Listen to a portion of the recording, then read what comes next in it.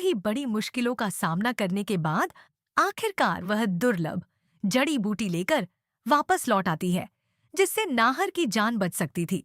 उसके दिल में सिर्फ एक ही उम्मीद होती है कि अब वैद्य बाबा इस जड़ी बूटी की मदद से नाहर को ठीक कर देंगे और सब कुछ पहले जैसा हो जाएगा।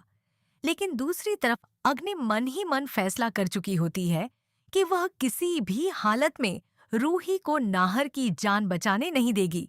रास्ते में मौका मिलते ही अग्नि बड़ी चालाकी से असली सप्तगंधा जड़ी बूटी बदल देती है। सबसे बड़ी बात यह होती है कि रूही को इस बात का बिल्कुल भी अंदाजा नहीं होता। जब रूही वैद्य बाबा के पास पहुंचती है और उनसे हाथ जोड़कर कहती है कि जल्दी से जल्दी नाहर का इलाज शुरू कीजिए, तब बाबा उस जड़ी बूटी को देखते ही चौंक जाते हैं। वह गंभीर आवाज में कहते हैं कि यह असली सप्तगंधा जड़ी बूटी नहीं है। यह सुनते ही रूही के होश उड़ जाते हैं। वह घबराकर कहती है कि वह तो वही जड़ी बूटी लेकर आई थी जिसमें भीगी मिट्टी जैसी खुशबू आ रही थी। तब वैद्य बाबा उसे समझाते हैं कि असली सप्तगंधा की पहचान उसकी मिट्टी जैसी महक ही होती है, लेकिन इस जड़ी में वैसी कोई खुशबू नहीं है। रूही खुद दोबारा उस जड़ी बूटी को सूंघ कर देखती है और उसे महसूस होता है कि सच में इसकी महक बदल चुकी है। अब रूही के दिमाग में सवालों का तूफान चलने लगता है। वह सोचने लगती है कि आखिर रास्ते में ऐसा क्या हुआ था। तभी अचानक उसे बाजार का वह पल याद आता है जब बैंगनी साड़ी पहने एक औरत उससे टकराई थी। धीरे धीरे सारी बातें उसके दिमाग में जुड़ने लगती हैं और उसे समझ आ जाता है कि वह टक्कर कोई हादसा नहीं था। अब उसे पूरा यकीन हो जाता है कि यह सब अग्नि की साजिश थी। यह सच समझते ही रूही का गुस्सा बढ़ जाता है। वह तय कर लेती है कि अब वह अग्नि को किसी भी कीमत पर नहीं छोड़ेगी। उधर समय बहुत तेजी से निकल रहा होता है और नाहर की हालत लगातार बिगड़ती जा रही होती है। इसलिए रूही बिना समय गंवाए सीधे अग्नि के पास पहुंच जाती है। वहां पहुंचकर वह गुस्से में अग्नि से कहती है कि अब उसका पूरा सच सामने आ चुका है और तुरंत असली जड़ी बूटी वापस कर दे। रूही की बातें सुनकर अग्नि एक पल के लिए घबरा जाती है, क्योंकि उसे समझ आ जाता है कि उसका राज खुल चुका है। लेकिन अगले ही पल वह खुद को संभालते हुए अनजान बनने की कोशिश करती है। वह हंसकर कहती है कि उसे किसी जड़ी बूटी के बारे में कुछ नहीं पता। लेकिन इस बार रूही शांत रहने वाली नहीं होती। उसकी आंखों में नाहर को खो देने का डर साफ दिखाई दे रहा होता है। वह अग्नि का हाथ पकड़कर गुस्से में कहती है कि अगर नाहर को कुछ भी हुआ तो वह उसे कभी माफ नहीं करेगी। रूही की बातों से अग्नि थोड़ी डर जरूर जाती है, लेकिन फिर भी खुद को संभालते हुए वही झूठ दोहराती है कि उसके पास कोई जड़ी बूटी नहीं है। तभी रूही की नजर कमरे में रखे एक छोटे बैग पर पड़ती है। वह उसी बैग को पहचान लेती है जो उस औरत के हाथ में था, जिससे बाजार में उसकी टक्कर हुई थी। अब उसका शक पूरी तरह यकीन में बदल जाता है। रूही बिना देर किए वह बैग खोल देती है और उसके अंदर से असली सप्तगंधा जड़ी बूटी निकल आती है। यह देखकर अग्नि के चेहरे का रंग उड़ जाता है। रूही गुस्से में उससे पूछती है कि आखिर वह नाहर से इतनी नफरत क्यों करती है और उसकी जान लेने पर क्यों तुली हुई है। अब अग्नि भी अपना आपा खो देती है। वह चीखते हुए कहती है कि जब तक नाहर जिंदा रहेगा तब तक रूही और नाहर कभी अलग नहीं होंगे, इसलिए उसने यह सब किया। अग्नि की यह बात सुनकर रूही का गुस्सा और बढ़ जाता है। वह तुरंत जड़ी बूटी लेकर वहां से निकलने लगती है, लेकिन अग्नि उसे रोकने की कोशिश करती है। दोनों के बीच जोरदार बहस और धक्का मुक्की शुरू हो जाती है। इसी दौरान अग्नि गुस्से में कुछ ऐसी बातें बोल देती है जिससे रूही को उसके पुराने षड्यंत्रों पर भी शक होने लगता है। दूसरी तरफ नाहर की हालत लगातार खराब होती जा रही होती है। वैद्य बाबा बार बार कह रहे होते हैं कि अगर सही समय पर जड़ी बूटी नहीं पहुंची तो नाहर को बचाना बहुत मुश्किल हो जाएगा। पूरा परिवार डर और चिंता में डूबा होता है। तभी अचानक दरवाजा खुलता है और रूही वहां पहुंच जाती है। उसके हाथ में असली सप्तगंधा जड़ी बूटी देखकर वैद्य बाबा तुरंत इलाज शुरू कर देते हैं। वहीं दूर खड़ी अग्नि यह सब देखकर डर जाती है, क्योंकि उसे एहसास हो जाता है कि अब उसका सच ज्यादा देर तक छिप नहीं पाएगा। वैद्य बाबा तुरंत उस जड़ी बूटी को पीसकर औषधि तैयार करने लगते हैं। कमरे का माहौल पूरी तरह तनाव से भरा होता है। रूही की आंखों से लगातार आंसू बह रहे होते हैं। वह बार बार नाहर का हाथ पकड़कर भगवान से उसकी जान बचाने की प्रार्थना कर रही होती है। जैसे ही वैद्य बाबा वह औषधि नाहर को पिलाते हैं, कमरे में सन्नाटा छा जाता है। कुछ देर तक नाहर की तरफ से कोई प्रतिक्रिया नहीं आती।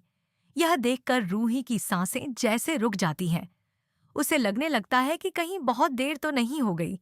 लेकिन तभी अचानक नाहर की उंगलियां हल्की सी हिलती हैं।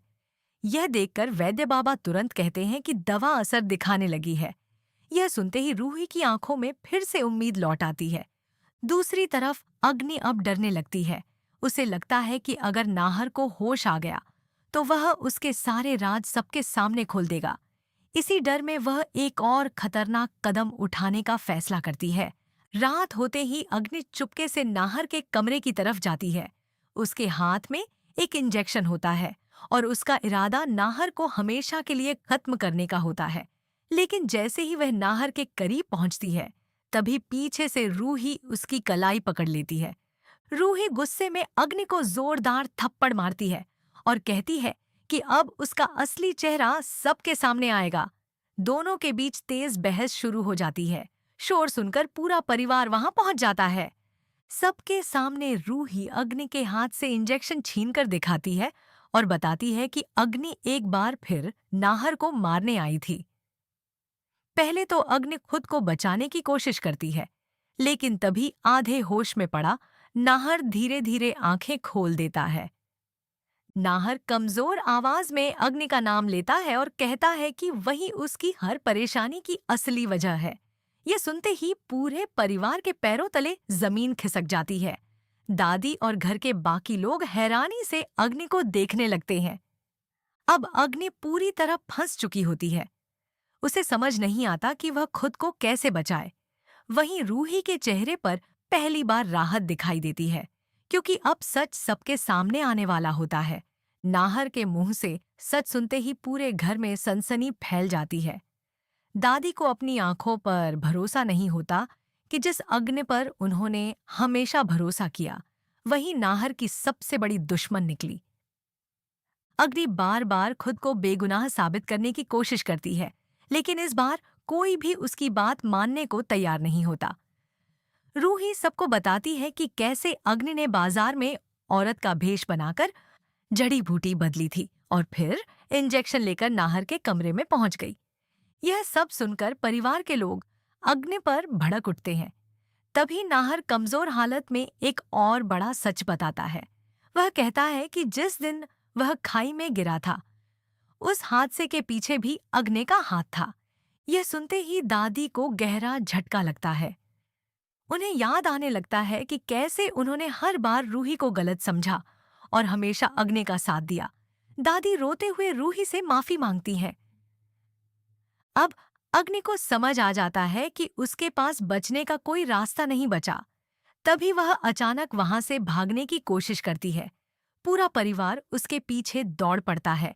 अग्नि जल्दी जल्दी सीढ़ियों से नीचे उतरने लगती है, लेकिन डर और घबराहट में उसका संतुलन बिगड़ जाता है। उसका पैर फिसल जाता है और वह सीढ़ियों से नीचे गिर पड़ती है। पूरा घर अफरा तफरी में डूब जाता है। अग्नि घायल हालत में जमीन पर पड़ी होती है। तभी पुलिस भी वहां पहुंच जाती है, क्योंकि रूही पहले ही इंस्पेक्टर को सब बता चुकी होती है। इंस्पेक्टर अग्नि को गिरफ्तार करने का आदेश देता है। जाते जाते अग्नि गुस्से में रूही को घूरती है और कहती है कि उसकी कहानी अब भी खत्म नहीं हुई है। लेकिन इस बार रूही बिल्कुल नहीं डरती। वह नाहर के पास जाकर उसका हाथ पकड़ लेती है। नाहर भावुक होकर रूही की तरफ देखता है, क्योंकि अब उसे एहसास हो चुका होता है कि रूही ने हर मुश्किल में उसका साथ निभाया और अपनी जान जोखिम में डालकर उसे बचाया। पूरे परिवार की आंखों में आंसू होते हैं, लेकिन इस बार ये आंसू दुख के नहीं, बल्कि सच्चाई की जीत और राहत के होते हैं। अग्नि की गिरफ्तारी के बाद पहली बार गोयनका हाउस में शांति दिखाई देने लगती है। हालांकि नाहर अभी पूरी तरह ठीक नहीं हुआ होता। वैद्य बाबा सभी को बताते हैं कि खतरा फिलहाल टल चुका है, लेकिन नाहर को पूरी तरह स्वस्थ होने में अभी समय लगेगा। रूही दिन रात उसकी सेवा में लगी रहती है। वह खुद खाना तक ठीक से नहीं खाती और हर समय सिर्फ नाहर का ध्यान रखती है। नाहर भी धीरे धीरे रूही के और करीब महसूस करने लगता है। उसे एहसास होता है कि जब पूरा परिवार उस पर शक कर रहा था, तब सिर्फ रूही ही थी जिसने उसका साथ नहीं छोड़ा।